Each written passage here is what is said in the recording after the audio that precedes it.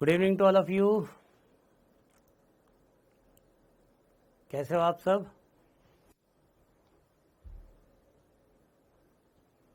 Good evening, hello.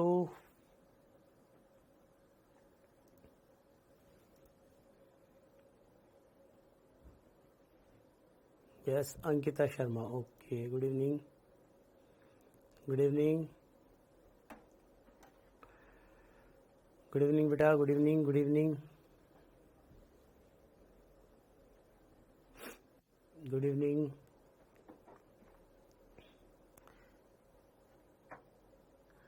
Dilip,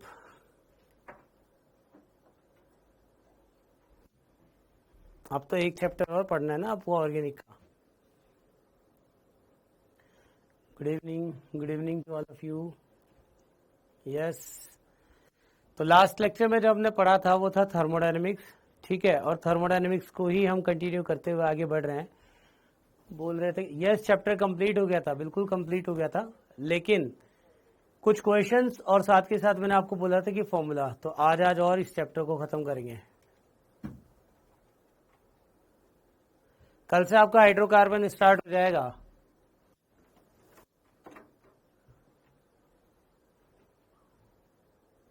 Manjeet, lecture number, अच्छा ठीक है। कल से आपका वैसे भी हाइड्रोकार्बन स्टार्ट हो रहा है ना।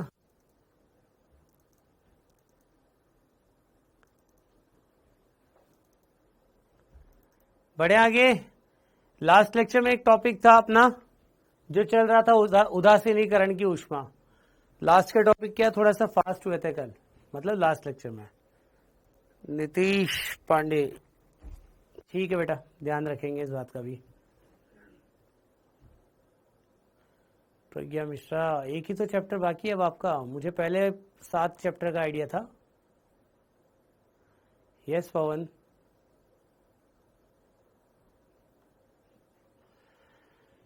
करे टॉपिक स्टार्ट। चलिए टॉपिक पे आते हैं अब। उदासीनीकरण की ऊष्मा, जैसे आपको मैंने बोला था कि कभी भी किसी भी अम्ल को जब किसी क्षार के साथ में मिलाते हैं तो अम्ल और क्षार मिलकर के क्या करते हैं, एक लवण का निर्माण और साथ के साथ जल। तो यहाँ पे आप देखेंगे कि तनु विलयन में एक तुल्यांक अम्ल और एक तुल्यांक क्षार, जब हम इसकी बात करेंगे तो पूर्ण उदासीनीकरण पर उत्सर्जित ऊष्मा उदासीनीकरण की ऊष्मा कहलाती है, ठीक है। तो जैसे आपको बोला गया यहाँ पे प्रबल अम्ल प्रबल क्षार के साथ लवण प्लस जल बनाएगा। उसी तरीके से अगर आपको बोल दिया जाए कि HCl प्लस NaOH, तो हमें ये मालूम है HCl क्या है, स्ट्रॉन्ग एसिड, NaOH क्या है, स्ट्रॉन्ग बेस। स्ट्रॉन्ग एसिड और स्ट्रॉन्ग बेस का मतलब होता है कि 100% आयनाइज होने की टेंडेंसी। अब 100% अगर ये वियोजित रूप में रहेंगे तो आयनिक रूप में रहेंगे, यानी कि Na प्लस और Cl माइनस। तो जब आप इसे देखेंगे तो अभिक्रिया क्या होगी, Na plus Cl minus plus H2O। तो यहाँ पे जो Na प्लस था, ये Na प्लस और ये Na प्लस और ये Cl माइनस और ये Cl माइनस, ये कैंसिल आउट हो जाएंगे और उसके बाद H प्लस OH मिलकर के H2O बन जाएगा।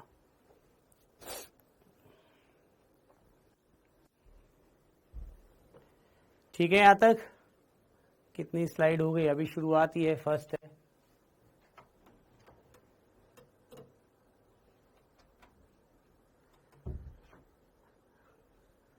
सुहेल, इससे पहले तो मैंने आपको देखा ही नहीं, आप रेगुलर क्लास में हो क्या?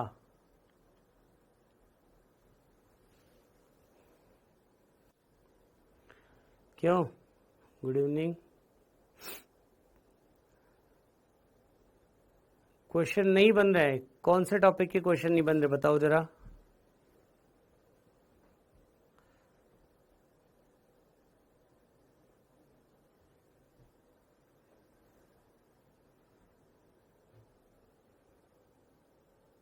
सही बात है विशाल।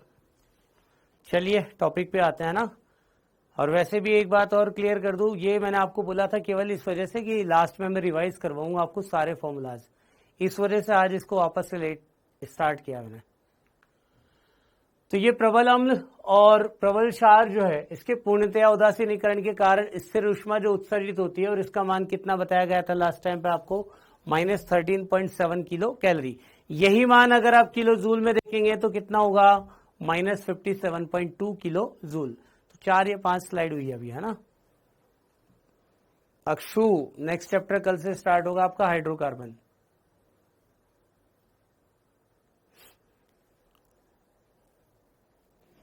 सारे कमेंट आते हैं सब बच्चों के, लेकिन मुझे जिसके बोलने हो मैं बोल देता हूँ, है ना। चलिए एग्जाम्पल पे बात कर रहे थे हम। जैसे मैंने आपको पहले ही बोला था कि अगर हम यहाँ पे स्ट्रॉन्ग एसिड और स्ट्रॉन्ग बेस एक्वस रूप में लेते हैं, यहाँ पे HCl और NaOH भी आपने यहाँ पे क्या किया, एक्वस रूप। एक्वस मतलब समझ रहे हो, जलीय। तो अब यहाँ पे जब आप जलीय अवस्था में एक तुल्यांक लेते हो और यहाँ पे भी एक तुल्यांक आपके पास क्षार दिया हुआ है, तो अम्ल और क्षार का एक एक तुल्यांक अभिक्रिया करके डेल्टा H का कितना मान ऊर्जा निष्कासित करेगा, -13.7 किलो कैलोरी, या फिर इसको आप किलो जूल में भी बोल सकते हैं। ठीक है। उसी तरीके से अगर आपको 2 इक्विवेलेंट और यहाँ पे भी 2 इक्विवेलेंट है तो डेल्टा H का मान कितना होगा, 2 मल्टीप्लाई बाय -13.7, यानी कि 2 इक्विवेलेंट के अकॉर्डिंग। अगर आपको बोला गया 3 इक्विवेलेंट तो 3 से मल्टीप्लाई करेंगे। अगर आपको बोला गया 4 इक्विवेलेंट और यहाँ पे है 5, तो आप देखो न्यूनतम मान कितना है, 4 इक्विवेलेंट, तो दोनों तरफ 4 से मल्टीप्लाई करके हम इसकी ऊर्जा का मान ज्ञात करेंगे। ठीक है। इसके बाद नेक्स्ट है 5 इक्विवेलेंट आपको दे रखा है अम्ल का मान, जबकि 3 इक्विवेलेंट यानी कि 3 तुल्यांक दे रखा है आपको क्षार। तो आप देखो कॉमन नंबर क्या होगा, हाँ 13.6 भी लिखा हुआ है, कोई दिक्कत नहीं है, चलेगा इतना।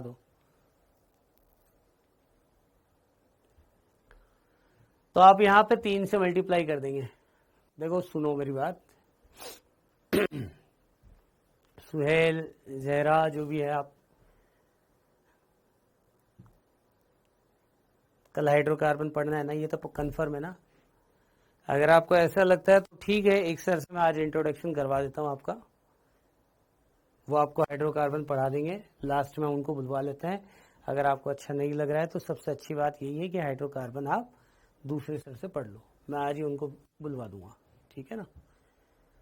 तो हाइड्रोकार्बन वो आपको पूरा लिख करके पढ़ा देंगे बेटा। ये टॉपिक तो अभी मैं खत्म कर देता हूँ, ठीक है ना, लास्ट में बुलवा देंगे उनको आज, अभी पढ़ लेते हैं। ये हो गया कंप्लीट, ये चैप्टर कंप्लीट हो चुका है। ये चैप्टर केवल कुछ पार्ट रह गया था, केवल आप लोगों ने बोला था ना कि नहीं सर ये आप थोड़ा सा एक्स्ट्रा हमें बता देना लास्ट में, इसलिए मैं वापस इसको लेकर के आया हूं आज। क्योंकि देखो आप ये चीज बोल रहे हो विपिन सर, तो विपिन सर की तो दिक्कत थी इसलिए वो नहीं आ पाएंगे, उनका मैंने आपको पहले ही बता दिया। विपिन सर के साथ फैमिली प्रॉब्लम है ना, तो ये मैं आपको पहले ही बोल चुका हूं। जो आप लोग बोल रहे हो कि सर उनको भेजिए, उनको बुलाइए, तो वो चीज इस वजह से वो नहीं आ पाएंगे, ठीक है।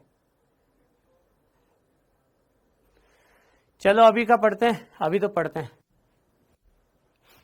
जी। तो यदि एक अम्ल या क्षार या दोनों ही दुर्बल हो, अब एक बात बताओ, आपको मैंने बोला था एक अम्ल और एक क्षार दोनों के दोनों क्या है, प्रबल। लेकिन अगर मान लो उन 2 प्रबल की बजाय एक आपके पास में आ जाता है दुर्बल, तो दुर्बल क्षार हुआ और एक प्रबल हुआ, इसका मतलब जो दुर्बल दे रखा है उसको आयनीकृत करने में भी तो कुछ ऊष्मा निष्कासित होगी, वहां पे भी तो कुछ ऊर्जा का उपयोग किया जाएगा ना। तो अब यहां पे आप देखो -13.7 किलो कैलोरी पर इक्विवेलेंट या -57.2 किलोजूल पर इक्विवेलेंट से ऊष्मा का मान कम हो जाएगा, ठीक है। तो जैसे ये मान कम हुआ उसका कारण क्या है, क्योंकि उदासीनीकरण में उत्सर्जित ऊष्मा का कुछ भाग दुर्बल वैदित उपघट्य के पूर्ण वियोजन में अवशोषित हो जाता है ना। चलिए इसके बाद इसके कुछ उदाहरण थे जिस पर भी मैं बात कर रहा हूं अभी। पहला जैसे आपको बोला गया यहां पे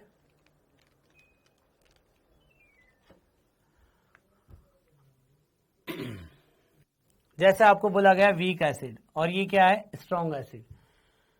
तो वीक एसिड आपको दे दिया यानी कि दुर्बल अम्ल, और ये क्या है, प्रबल क्षार। तो अब आप ये देखो, इससे दोनों से जो उत्सर्जित मान है वो कितना हो रहा है, -13.4, जबकि होना कितना चाहिए था, -13.7, ठीक है। चलिए इसमें एक अपवाद है, लेकिन अपवाद क्या है, अभिक्रिया HF प्लस NaOH।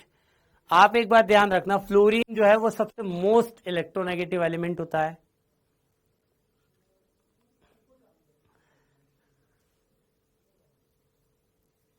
पढ़ा दूं या कमेंट पे ध्यान दूं?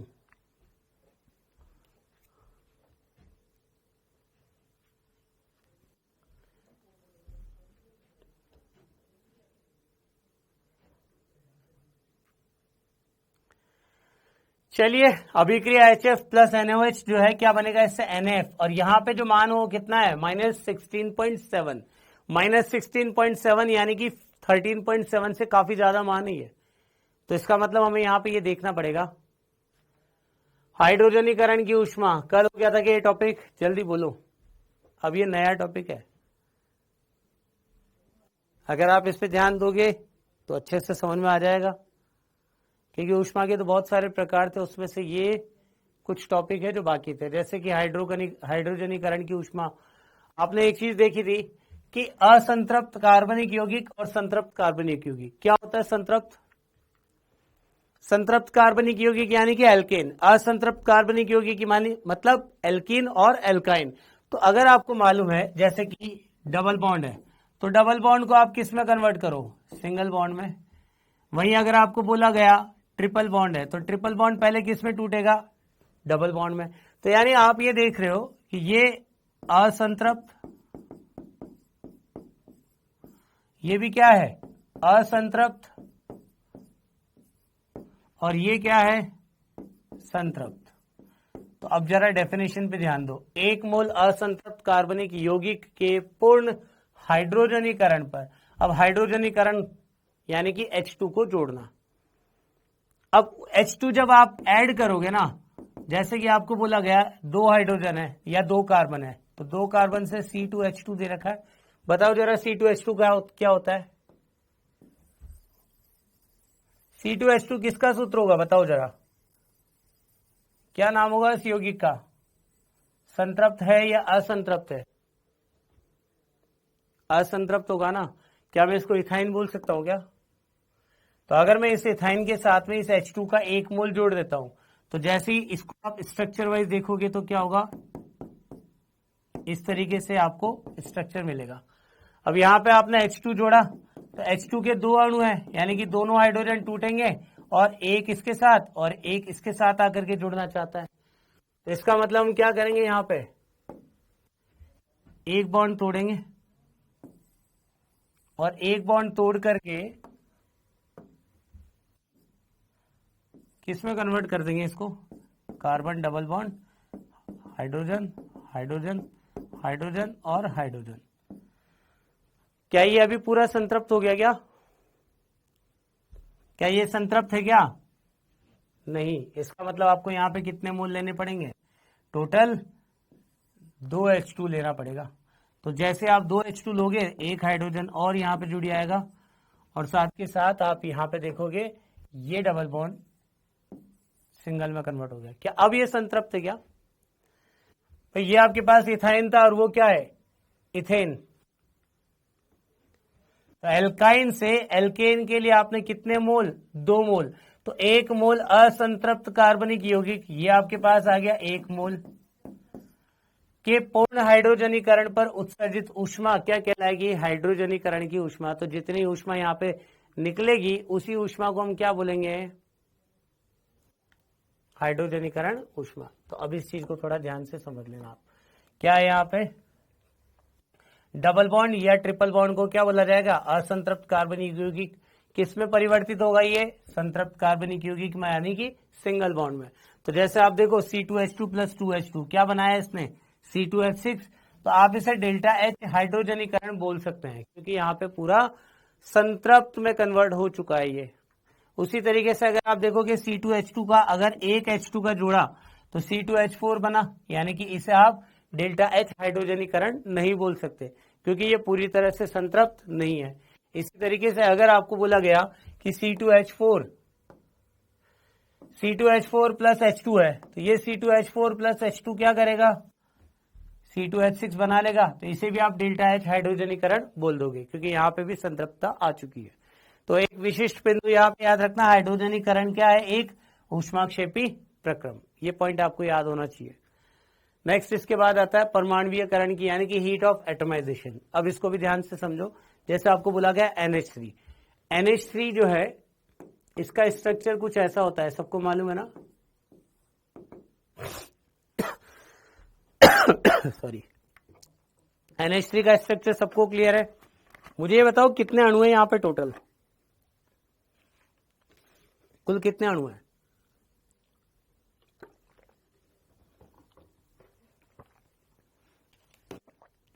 अगर आपको बोला जाए इसकी डेफिनेशन, तो एक मोल गैसीय अणु जो दे रखा है, एक मोल स्थायी अणु जो है, उसे आप परमाणुओं में अगर पृथक करने के लिए जो ऊष्मा का मान यहाँ पे उपयोग करते हो, उसी को क्या बोलोगे? Heat of atomization. जैसे मैं यहाँ पे इस बंध को तोड़ करके नाइट्रोजन और हाइड्रोजन अणु अलग कर दूं, यहाँ पे भी नाइट्रोजन हाइड्रोजन अणु अलग हो जाए और यहाँ पे भी अलग हो जाए, तो आप पहले डेफिनेशन समझो क्या है। एक मोल स्थायी अणु को गैसीय परमाणु में पृथक करने के लिए आवश्यक ऊष्मा को ही हम क्या बोलेंगे? परमाणुीयकरण की ऊष्मा। जैसा आपको बोला हाफ मोल, अब यहाँ पे एक मोल बोला हुआ है, जबकि यहाँ पे क्या है? Half mole. इसका मतलब ये डेल्टा एच एटॉमिक नहीं होगी।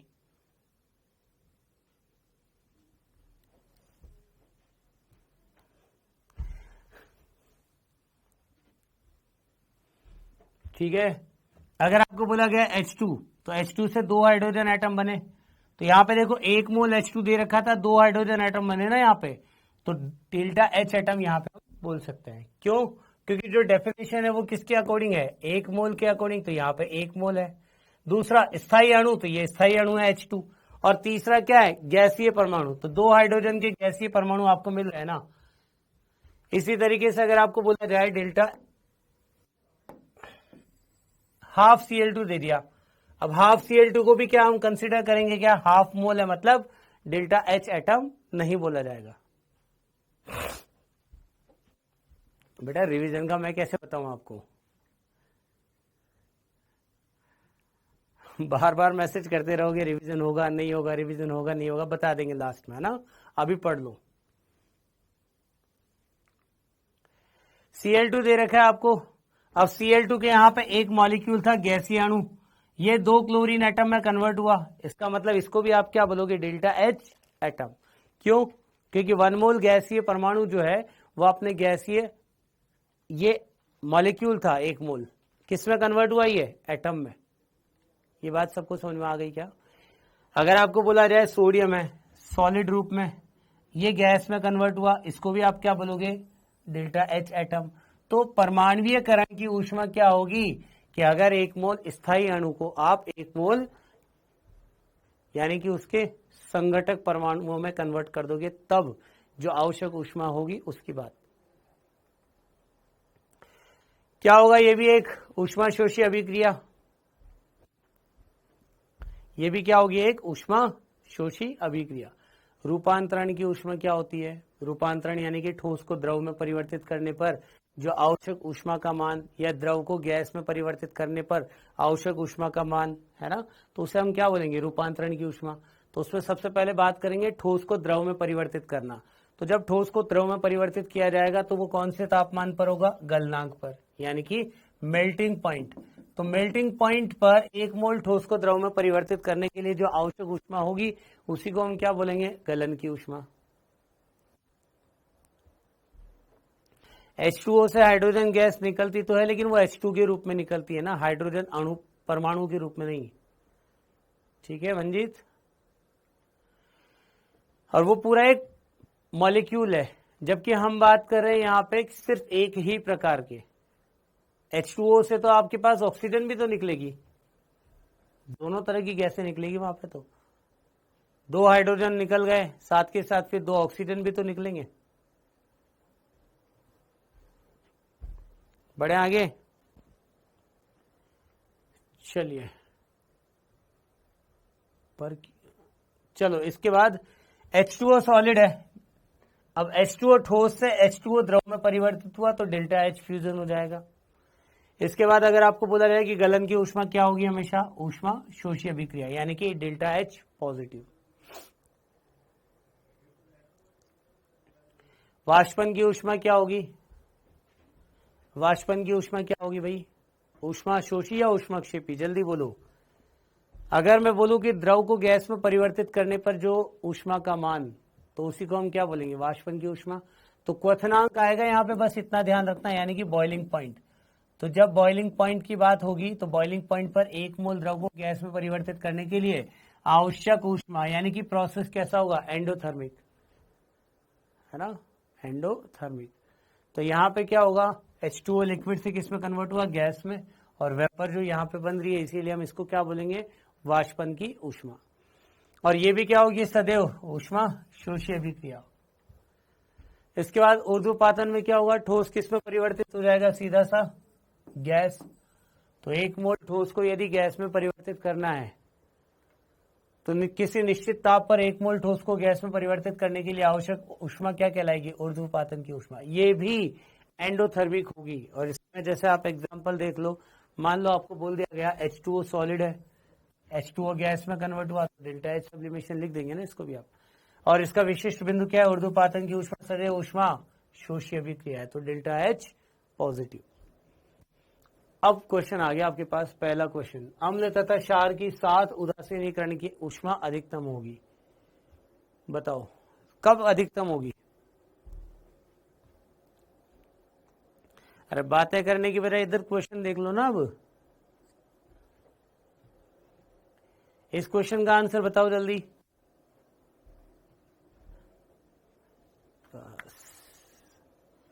पंचायत सारी करनी है, छोटी हूँ बड़ी हूँ दीदी ये वो।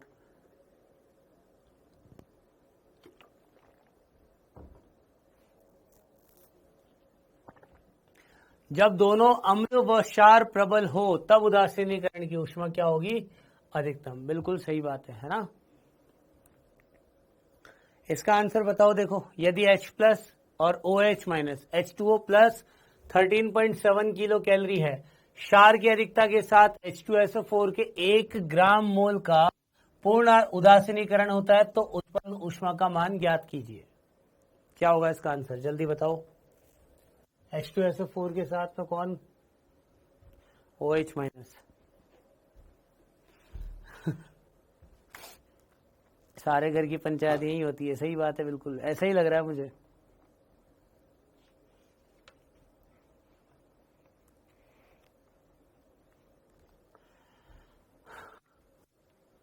ऐसा ही लग रहा है बेटा मुझे भी, सारे घर की पंचायत यही होती है, बस केवल पढ़ाई के अलावा बाकी सारी बातें हो जाती है। कीर्ति मीना बिल्कुल करेक्ट आंसर है आपका। देखो कैसे होगा, अगर आपको बोला गया H2SO4, तो H2SO4 को आयनीकृत करने पर 2H प्लस और 1 SO4 2 माइनस, यानी कि मोल इनटू वैलेंस फैक्टर। तो आप देखो यहाँ पे क्या दे रखा है आपको, कितना है इसका वैलेंस फैक्टर अपने पास, 1 ग्राम मोल है, और वैलेंस फैक्टर कितना है इसका 2, यानी कि क्या करोगे आप, -13.7 इंटू 2, आंसर आएगा -27.4 किलो कैलोरी। ऑप्शन नंबर 2, ठीक है। इसके बाद अगला टॉपिक आता है हमारा यहाँ पे बंद ऊर्जा, बंद वियोजन ऊर्जा, जिसे आप बॉन्ड एनर्जी या बॉन्ड डिसोसिएशन एनर्जी बोलते हैं। तो 1 मोल गैसीय बंध को गैसीय परमाणु में पृथक करने के लिए आवश्यक ऊष्मा को ही हम क्या बोलेंगे, बंध वियोजन ऊर्जा। मतलब बॉन्ड को आपको तोड़ना है, और बॉन्ड को तोड़ने के लिए ऊष्मा आपको देनी होगी या वहां पे एनर्जी निकलेगी, बताओ बोलो। बंध को तोड़ने के लिए ऊष्मा देनी होती है या वहां पे बंध ऊष्मा निकलती है। आवश्यक ऊष्मा बोल रखा है ना डेफिनेशन में, इसका मतलब क्या होगा, एंडोथर्मिक। तो देखो हाफ H2 है, 1 हाइड्रोजन एटम बनेगा, लेकिन इससे डेफिनेशन में 1 मोल दे रखा था, तो इसका मतलब डेल्टा H एटमाइजेशन नहीं होगा। जिसे आप बोल सकते हो बंद ऊर्जा की बात करें अगर हम, तो बंद ऊर्जा में क्या होगा, हाइड्रोजन के 2 अणु थे, 2 हाइड्रोजन एटम, यहां पर डेल्टा H एटमाइजेशन बोल सकते हैं, ठीक है। इसके अलावा जैसा आपको बोला गया क्लोरीन, ऐसे अणु जिनमें 2 से अधिक परमाणु उपस्थित हो उनमें औसत बंद ऊर्जा ज्ञात की जाती है। अच्छा एक बात ध्यान से फिर से समझाओ मुझे, बंद ऊर्जा क्या होती है, कोई बता सकता है क्या, बंद ऊर्जा क्या होती है।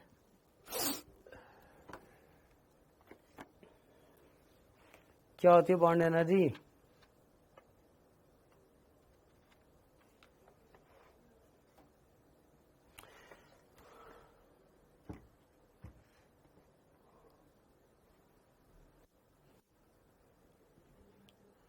मंजीत, जो आप एनर्जी का फॉर्मूला लगा रहे हो ना, ये फॉर्मूला यूज होता है एटॉमिक स्ट्रक्चर में, परमाणु संरचना में, वहां पे ज्ञात करना होता है। ये वो नहीं है, वो बोर संरचना जो होती है ना उसमें बरतते ही है।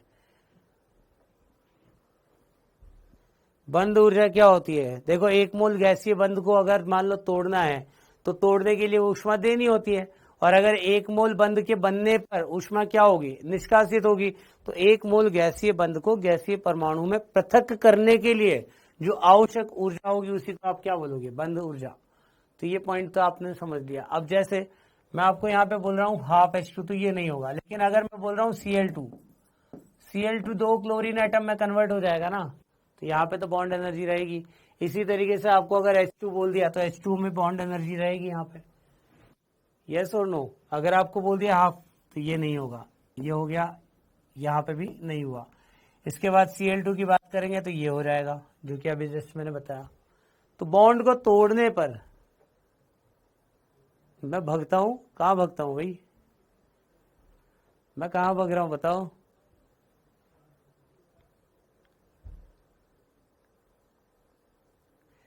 अरे कहाँ भग रहा हूं मैं? यहीं पे हूं ना।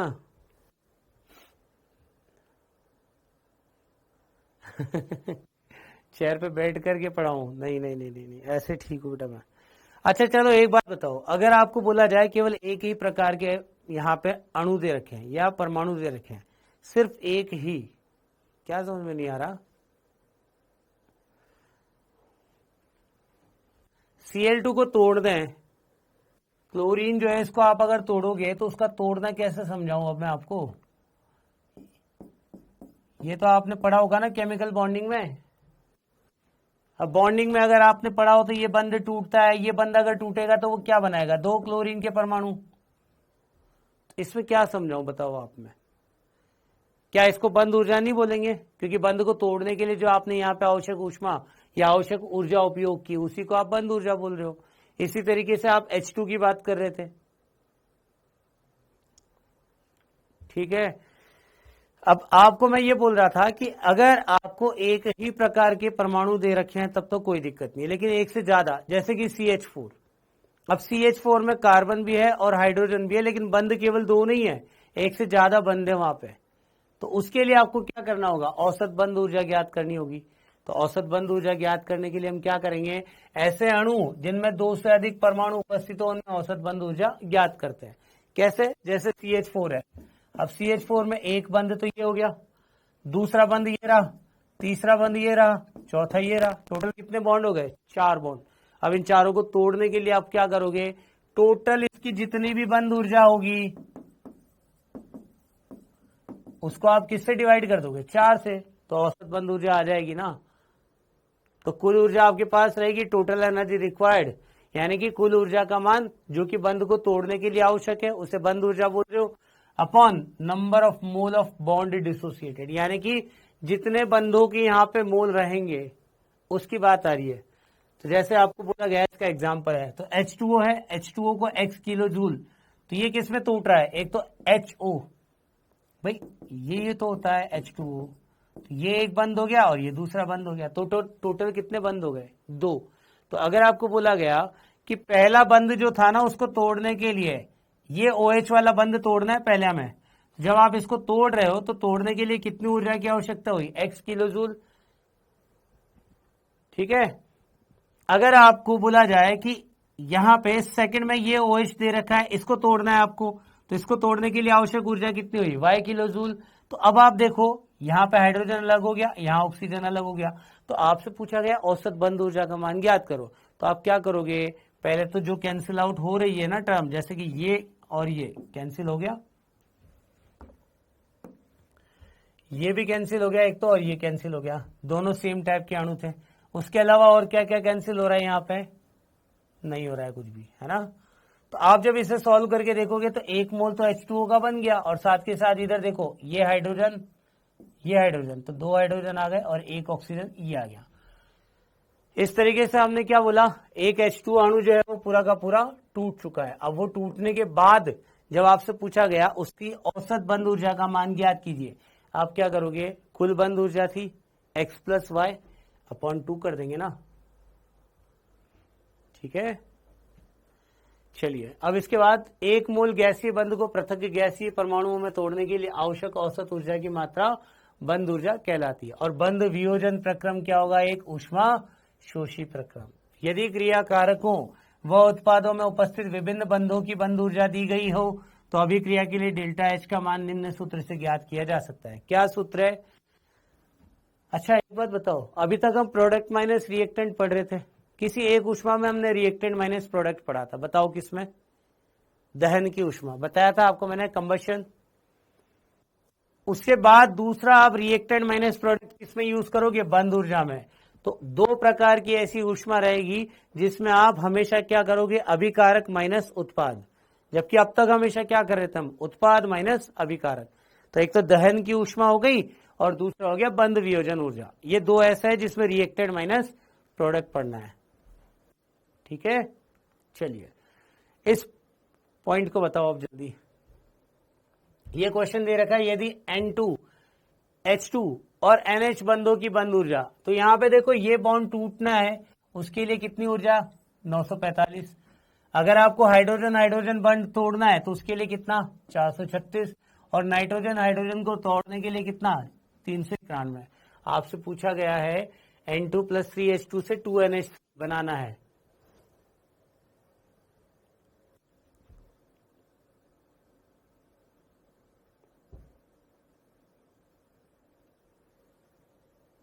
ये लास्ट स्लाइड है ना,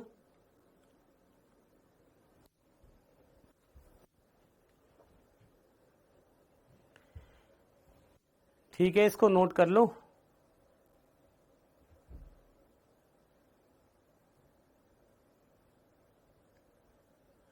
अब जरा इसका आंसर बता दो फटाफट सॉल्व करके।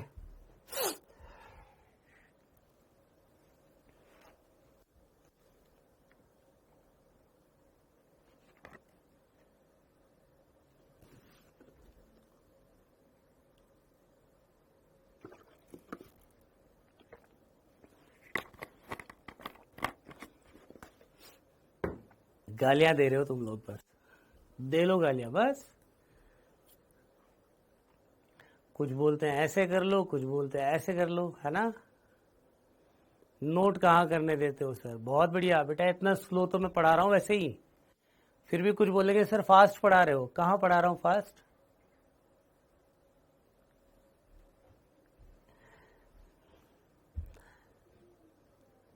तो बोलते नहीं है, कुछ तो लोग कहेंगे, लोगों का काम है कहना, यही हो रहा है तुम्हारे साथ। देखो इस चैप्टर में कुछ समझ में नहीं आया, जो ये बात बोल रहे हैं ना उनको मैं पहले ही क्लियर बोल देता हूँ, सुन लो आप ध्यान से। इस क्वेश्चन को तो जो सॉल्व कर रहे हैं वो कर लो। इस चैप्टर को मैं पहले बता देता हूँ, थर्मोडायनेमिक्स एक बहुत अच्छा चैप्टर है, लेकिन सिर्फ और सिर्फ आप अगर उसे कॉन्सेप्चुअली पूरा अच्छे से पढ़ते हो तो, अगर आप उसे कॉन्सेप्चुअली पढ़ोगे ना बेटा तो ये आपके लिए बहुत अच्छा चैप्टर है, बहुत इंटरेस्टिंग। लेकिन अगर आप इसको ऐसे ही बस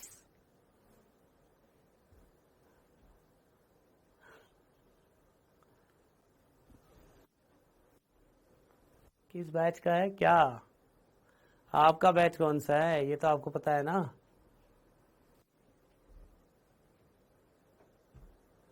अरे कोई दिक्कत नहीं, आप लिखो जैसा भी है, पहले मुझे ये क्वेश्चन का आंसर दो, है ना। मेरी वॉल्यूम स्लो है, अब चिल्ला करके बोलो बेटा। अंकुर आवाज आ रही है सबको? चलो मैं हिंट दे देता हूं, जिसको ये क्वेश्चन समझने में दिक्कत आ रही है। पहले एक बात बताओ, N2 का स्ट्रक्चर ये होता है, ये तो बॉन्डिंग में पढ़ा होगा ना आपने, गीता कुमारी, ठीक है सही। अभी रुको, दूसरा दे रखा है 3H2, हाइड्रोजन हाइड्रोजन जो है इसके टोटल कितने मोल है, 3 मोल, ठीक है। अब ये जब NH3 में कन्वर्ट होगा तो NH3 कितना, ये NH3 हो गया अपने पास, और उसके भी कितने मोल, टोटल 2 मोल। अब आपको क्या करना है, यहां बोला गया है नाइट्रोजन नाइट्रोजन, तो नाइट्रोजन नाइट्रोजन में तो कितना हो गया 945। हाइड्रोजन हाइड्रोजन टोटल तो 3, हाइड्रोजन हाइड्रोजन कितना दे रखा है आपको 436। तो ये तो हो गया अपने पास अभिकारक, यानी कि रिएक्टेंट। अब प्रोडक्ट की बात करते हैं हम। NH NH कितने बॉन्ड है टोटल, देखो आप 3 बॉन्ड है ना यहाँ पे, तो 2 × 3NH। अब NH NH का कितना दे रखा है आपको 391, तो 3 × 391 × 2 कितना हो गया ये 6 × 391। ये हो गया आपके पास किसका प्रोडक्ट। अब बताओ पहले यहां पे कितना आ रहा है टोटल 945 प्लस 3 × 436, क्योंकि मैंने आपको बोला था बॉन्ड एनर्जी।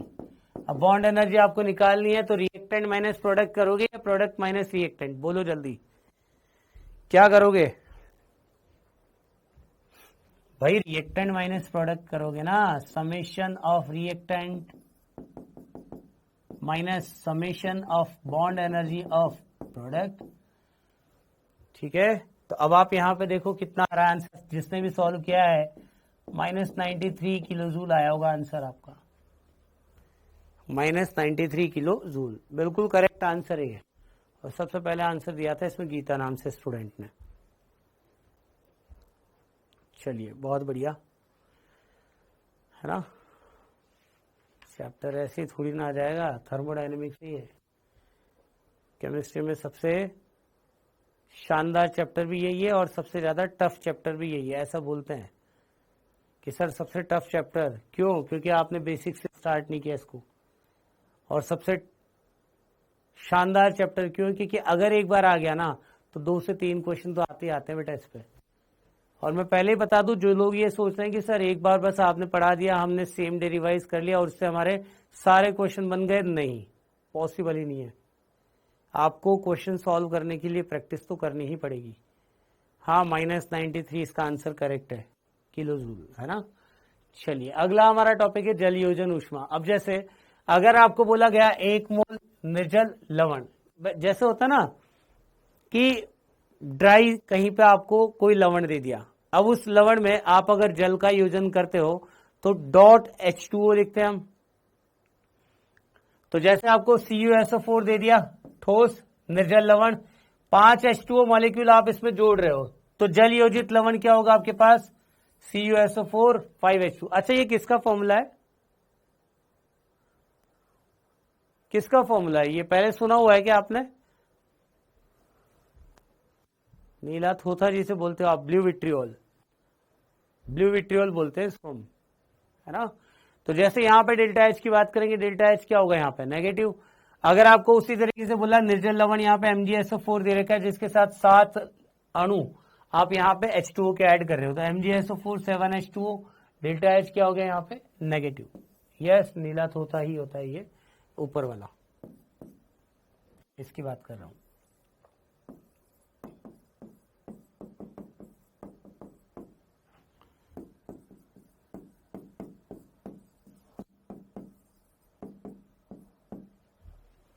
ठीक है, इसी तरीके से कैल्शियम क्लोराइड है, इसके साथ 6H2O, तो क्या बनेगा यहाँ पे CaCl2 6H2O, डेल्टा H क्या होगा यहाँ पे नेगेटिव। तो इसे आप क्या बोलोगे हीट ऑफ हाइड्रेशन। तो इसका भी सबसे विशिष्ट बिंदु क्या है, जल योजन की ऊष्मा हमेशा कैसी होती है, ऊष्माक्षेपी। ये जो विशिष्ट बिंदु है ना, वो सारे के सारे ही क्या होते हैं आपके इस टाइप की जितनी भी ऊष्मा है ना उनका कंक्लूजन। आपसे इस टाइप के क्वेश्चन डायरेक्ट क्या पूछे जाएंगे, ऊष्माक्षेपी होगी या ऊष्मा शोषी होगी, तो आपको पता होना चाहिए जैसे कि जल योजन ऊष्मा क्या होगी, क्या होगी भाई, जब H2O जुड़ेगा तो डेल्टा H नेगेटिव दिया हुआ है, इसका मतलब एक्सोथर्मिक हुआ ना। इसके अलावा अगर आपको बोला गया बंद ऊर्जा क्या होगी, तो आंसर क्या आएगा एंडोथर्मिक, क्योंकि वहां पे ऊर्जा देनी पड़ती है। यस और नो। इसके बाद आता है हीट ऑफ सॉल्यूशन, यानी कि विलयन की ऊष्मा। अब जैसे ब्लू विट्रियोल बोलते हैं मंजीत इसको, ब्लू विट्रियोल। हाँ जी, तो मैं जैसे आपको बोल रहा था यहाँ पे विलयन की ऊष्मा यानी कि हीट ऑफ सॉल्यूशन। तो जब भी कोई विलयन बनाया जाएगा तो उसमें विलायक की अधिकता में एक मोल पदार्थ के पूर्णतया घुलने पर जो ऊष्मा अवशोषित या उत्सर्जित होती है उसे विलयन की ऊष्मा। अच्छा, ये जो विलयन की ऊष्मा है ना, ये आयनिक में भी पढ़ा होगा आपने। विलयन की ऊष्मा आपने आयनिक में भी पढ़ा होगा बेटा, ये बात याद रखना आप इसमें, ठीक है। CuSO4 प्लस एक्वस क्या बना रही है, CuSO4 डेल्टा H सोल्यूशन बनेगा यहाँ पे। अगर आपको बोला जाए कि 5H2 ऐड किया तो क्या बनाया, डेल्टा H हाइड्रेशन, यानी कि CuSO4 5H2O। तो ये पहले वाले ही है। तो आपसे पूछा जाए ना अगर विलयन की ऊष्मा किन किन में होगी, तो ये जितने भी एग्जाम्पल है ये सब विलयन की ऊष्मा के हैं। क्योंकि अगर आप यहाँ पे जल योजन करते हो तो जल योजन करने पर एक्वस सॉल्यूशन बनेगा ना, यहाँ पे हीट ऑफ हाइड्रेशन,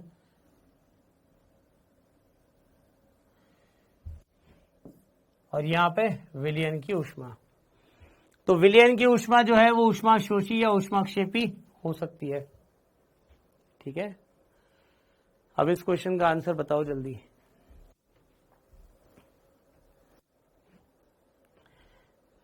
मैं एक चीज समझ गया, तुम लोगों को बस क्वेश्चन करवाते रहो, क्वेश्चन करवाते रहो, थ्योरी से कोई मतलब नहीं है ना। थ्योरी मत पढ़ाओ सर, क्वेश्चन करवा दो आप, ठीक है, कोई दिक्कत नहीं है बेटा। लेकिन मैं आपको सजेशन दूं, जो आपको पीपीटी मिली हुई है ना, जो भी नोट्स मिले हैं थर्मोडायनेमिक्स के, अच्छे से पढ़ लेना उनको। अगर वो अच्छे से पढ़ लिया तो ये चैप्टर आपका कंप्लीट हो जाएगा। आप खुद उसको एक बार पढ़ करके फिर वापस से क्वेश्चन लगाना। ये मत सोचना कि हाँ ठीक है, जो आप बोल रहे हो कि हाँ मजा नहीं आ रहा है, तो बेटा डांस करके तो मैं दिखाने वाला हूँ नहीं आपको। यहाँ पे पढ़ाना है, आप एक चीज को 10 बार पूछोगे 10 बार बता दूंगा, कोई दिक्कत नहीं है। लेकिन अगर आपको फिर भी दिक्कत है तो अगला चैप्टर जो आपका हाइड्रोकार्बन होगा उसमें हम देख लेंगे ये चीज, है ना। आपको एक सर से इंट्रोड्यूस करवाऊंगा मैं आज ऑर्गेनिक के लिए। पहले इस क्वेश्चन का आंसर दे दो। लेकिन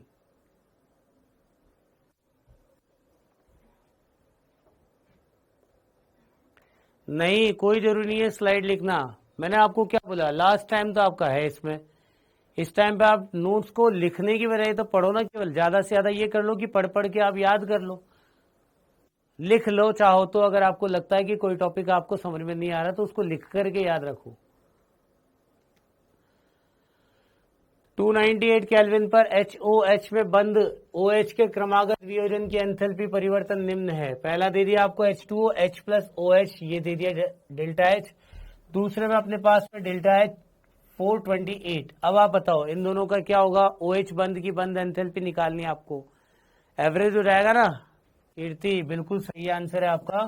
आपको क्या करना है, delta H1 plus delta H2 upon 2, यानी कि 498 प्लस 428 अपॉन 2 कितना आ जाएगा, 463 किलो जूल पर मोल। ये इसका आंसर होगा बेटा, ठीक है। एक मोल H2O को परमाणुओं में वियोजित करने के लिए आवश्यक ऊष्मा डेल्टा H। ये हो गया ना नोट, फिर मत बोलना कि सर नोट नहीं करने दिया आपने। चलिए बहुत बढ़िया। एक मोल H2O को परमाणुओं H व O में वियोजित करने के लिए आवश्यक ऊष्मा डेल्टा H डिसोसिएशन है। OH बंद की बंद ऊर्जा ज्ञात कीजिए, बताओ जल्दी क्या आएगा इसका आंसर।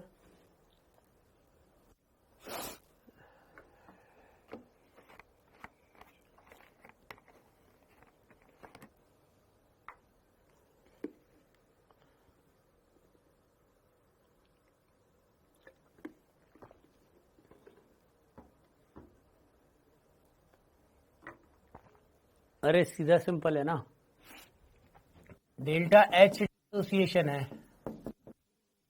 कितने OH बंद दिखाई दे रहे हैं यहाँ पे, 2 मोल OH बंद, और आपसे पूछा है 1 मोल, तो 1 मोल के लिए कितना आएगा, डेल्टा H डिसोसिएशन अपॉन 2, बस ये इसका आंसर हो जाएगा। लास्ट वाले क्वेश्चन का आंसर गलत, कैसे गलत है भाई।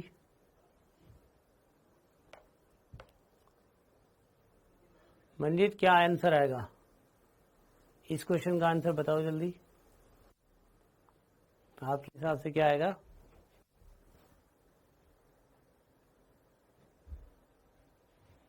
बोलो भाई बोलो जल्दी।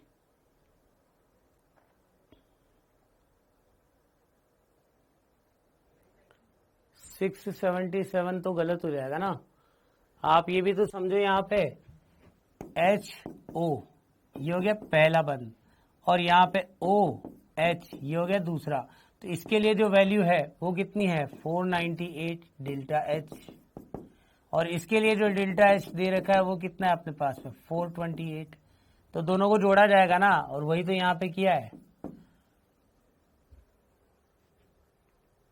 और दूसरे का आंसर डेल्टा H डिसोसिएशन यानी कि वियोजन बटा 2, ये इसका आंसर हो जाएगा। कीर्ति बिल्कुल सही है आपका ये भी। ठीक है, यहां तक कंप्लीट है।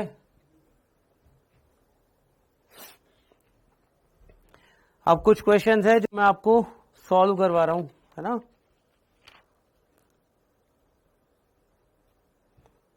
चलो लिखते हैं कुछ क्वेश्चंस अब।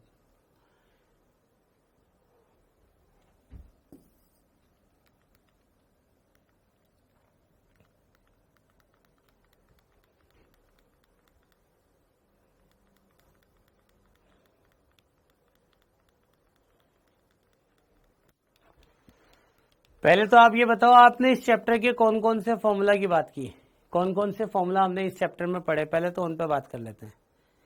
फर्स्ट लॉ ऑफ थर्मोडायनेमिक्स, क्या फॉर्मूला होगा? हाँ बेटा, ये चैप्टर खत्म हो चुका, अब तो मुझे क्वेश्चन करवाने हैं ना।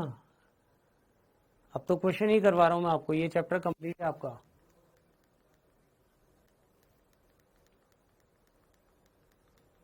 मुझे ये बताओ आप सबसे पहले तो,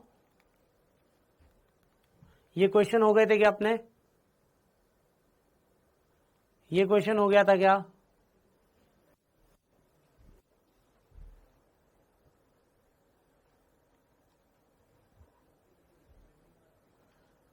हो गया था, चलिए।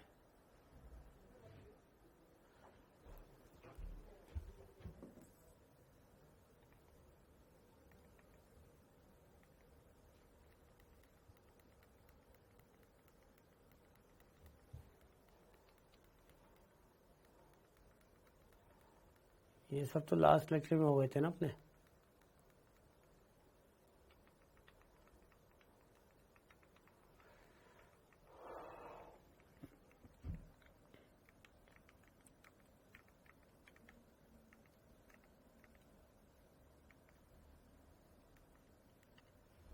यहीं पे लिख देता हूं मैं एक क्वेश्चन, है ना।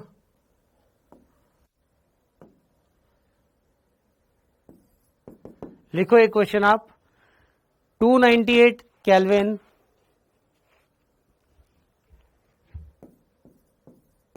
298 केल्विन व 1 ATM दाब पर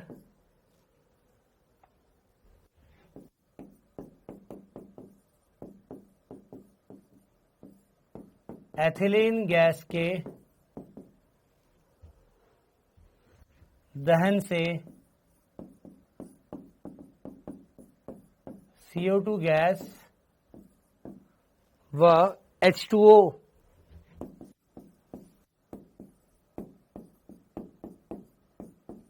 प्राप्त होती है। ठीक है, तो एथिलीन गैस के दहन की एंथैल्पी ज्ञात कीजिए।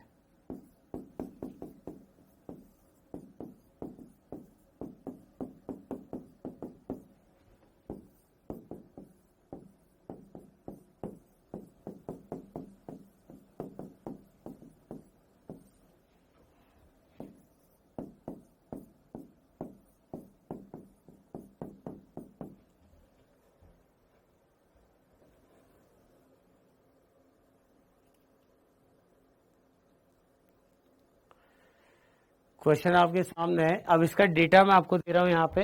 COH2O और C2H4, COH2O और एथिलीन यानी कि C2H2। पहले वाले में आंसर आप वैल्यू लिखोगे आप -393.7, H2O के लिए वैल्यू लिखोगे आप -241.8 और C2H2 के लिए आप वैल्यू लिखोगे यहां पे +52.3 किलो जूल में ये सब। अब आप इसका आंसर निकाल करके मुझे जल्दी से बता दो।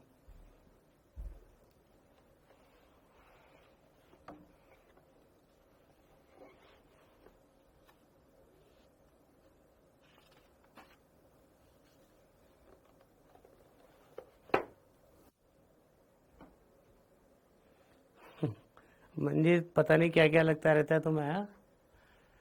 मूवी स्टार्ट होती है तो नाम ऐसे ही चलते हैं। बिल्कुल सही है, लग सकता है बेटा आपको।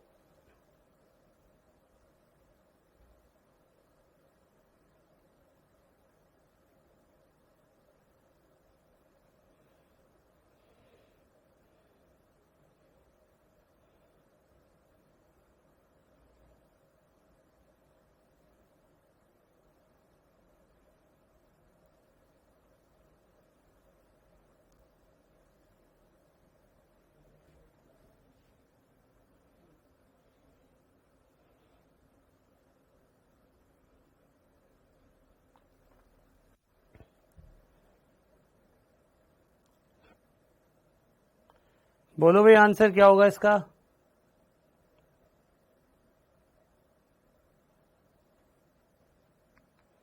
किसी का आंसर आया?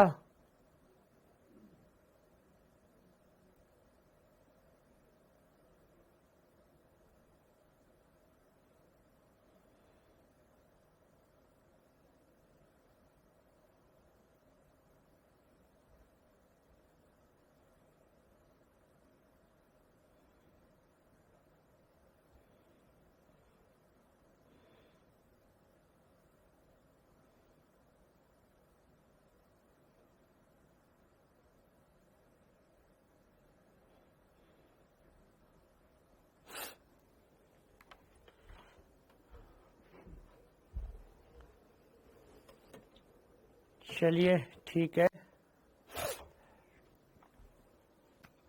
क्या आंसर आएगा इसका?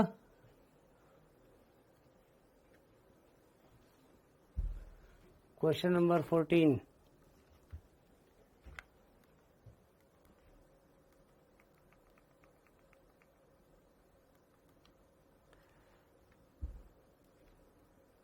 हाँ,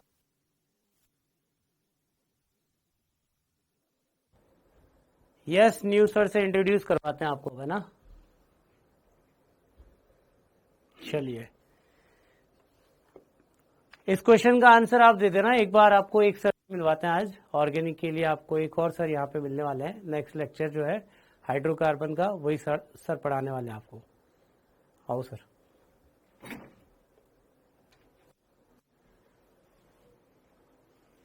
सर का नाम है Chandra Prakash Pandey sir. Good evening.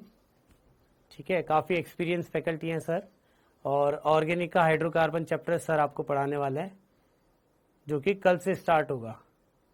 Thermodynamics आपका कंप्लीट हो चुका है, ठीक है, और जितने भी चीजें हैं सर आपको बिल्कुल अच्छे से कोऑपरेट करेंगे, और आई होप सो आप भी अच्छे से कोऑपरेट करना है इस चीज। ठीक है बेटा, very good evening. GOC complete है आपका?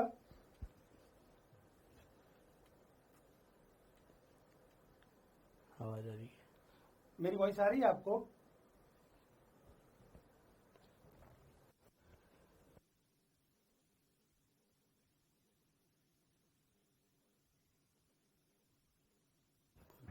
तो कल से हम लोग हाइड्रोकार्बन का चैप्टर स्टार्ट करेंगे। इसके पहले जीओसी कंप्लीट हो गई है ना?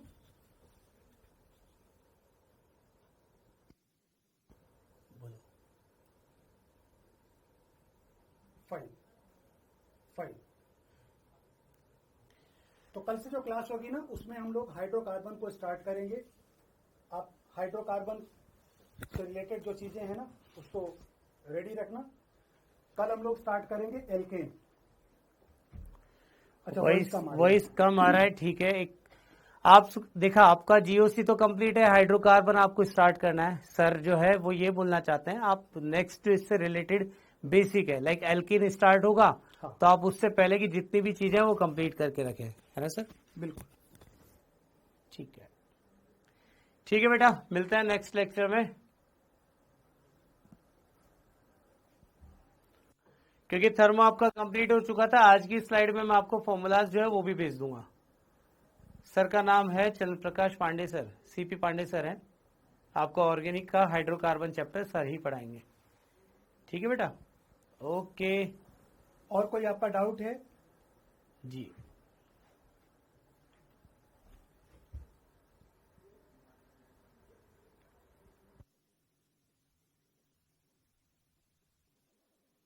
है ना? ओके, थैंक यू ठीक सो है, much. Okay sir, thank you sir. इस क्वेश्चन का आंसर मैं आपको बता देता हूं, किस किस ने सॉल्व कर लिया। जिन्होंने यह क्वेश्चन सॉल्व कर लिया है वो फटाफट इस क्वेश्चन का आंसर बता दो।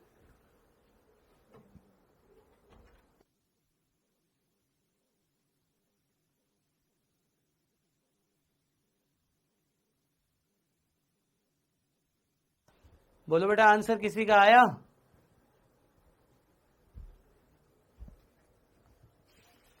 किसी स्टूडेंट का आंसर? कीर्ति मीना -1323 किलो जूल पर मोल।